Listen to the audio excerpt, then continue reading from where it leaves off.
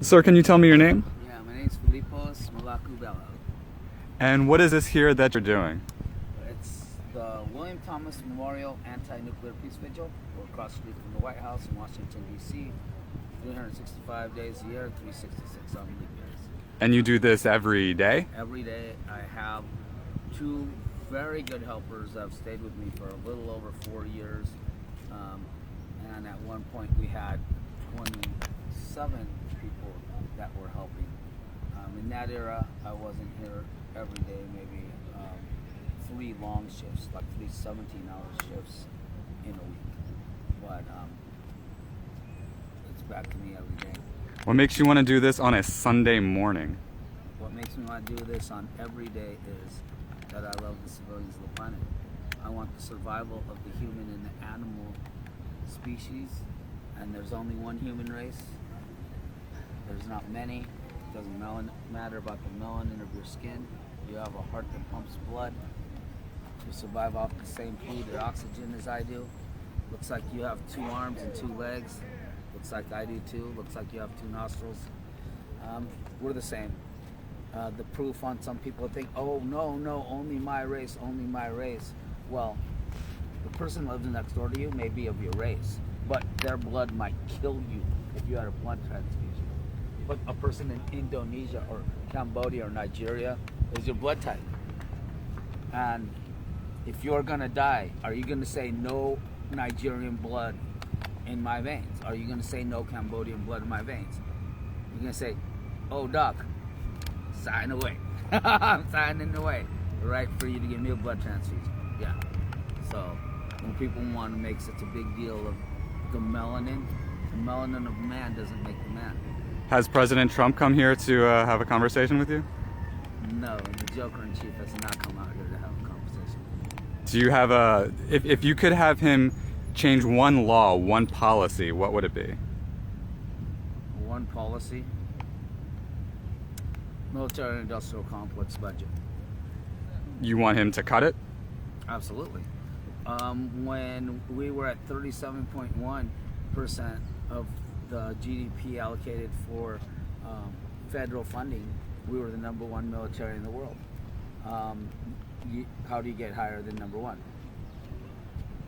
21.1% more percentage, which the GDP, as people are making more money, means more, but the amount of the budget for the military, a lot of it has been the part that has cost us, being $22.8 trillion in debt. The news reports only about 2 years ago where the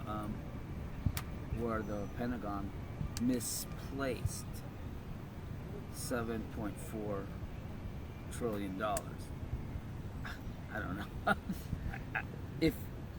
If I misplaced $3, I notice it. $7.1 trillion. They're calling it misplaced. In the real world, we call it ripping off the civilian populace of the United States of America. We the people, including we the people that aren't citizens that also pay taxes into the system. And we the people aren't up in arms about it, saying, wait, you stole $7.1 trillion from us? Do you See, everybody has right to freedom of speech. Absolutely. But I don't see anybody out. Are there sometimes 3-hour protests? Yeah. And I applaud that. And it would help a lot if people actually use their voice. When I was 14, I wrote a song called Voice Without Action Is Nothing. It's about all the people that in a song or in poetry speak something political. And then they don't put on a benefit reading or benefit concert for the thing that they're out yelling and hollering about. At that point, I don't care if it's punk or speed metal or industrial. You just wrote a pop song because you want it just to be really, I'm gonna sing about this thing, and it's not really in my heart. But I know that there's gonna be some people that are gonna dig it.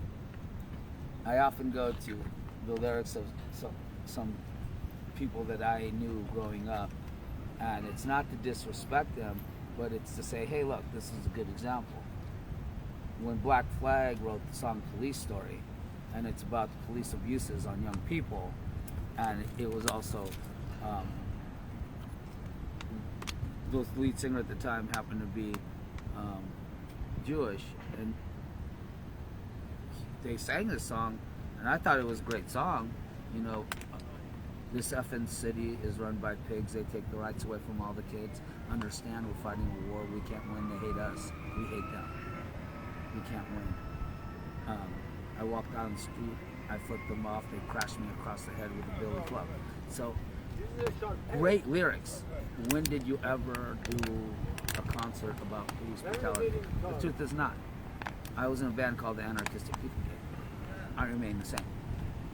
Don't sell out what you claim to be in your songs, and then you don't walk the walk in real life. So,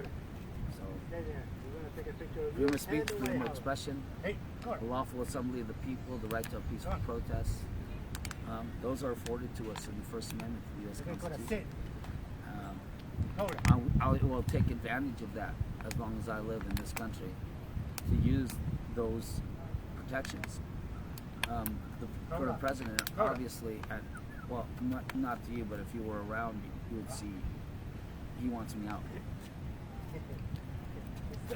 I'm not going. Do you think he should be out? Should he be Oh, he impeached? should, absolutely. Yeah, do you think he's going to be impeached?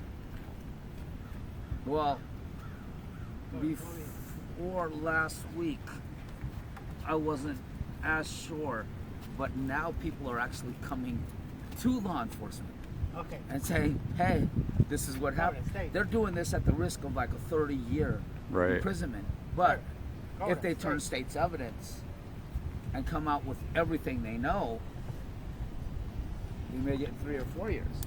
And if you have grandchildren, because most of the people are in age of having grandchildren, and you're going to tell the truth, I think that you should be rewarded with a lesser sentence. Absolutely. So, if 30 can become 4, your grandchildren are 3, 4, 5, 7 years old, and you can come out before they're teenagers and enjoy them before you pass away, because most of the people that we're talking about are not very young people. When he says now things about Cohen being a bad attorney, I'd say, why did he keep him on legal retainer for 14 years if he was so bad? Yeah. I mean, if I went to a place that made me a sandwich that I thought was bad, I probably wouldn't return to that place for 14 straight years and give them my business if they made bad subs.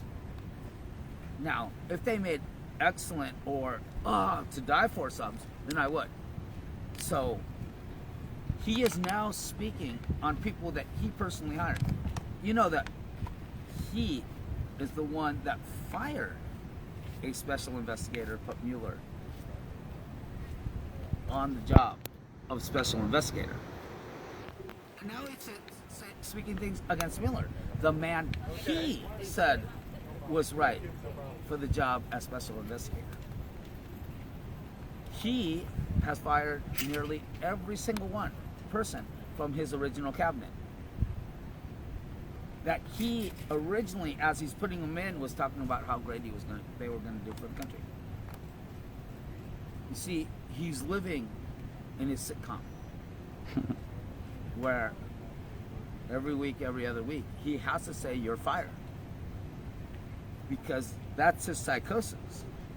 That he still thinks he's living in that kind of world.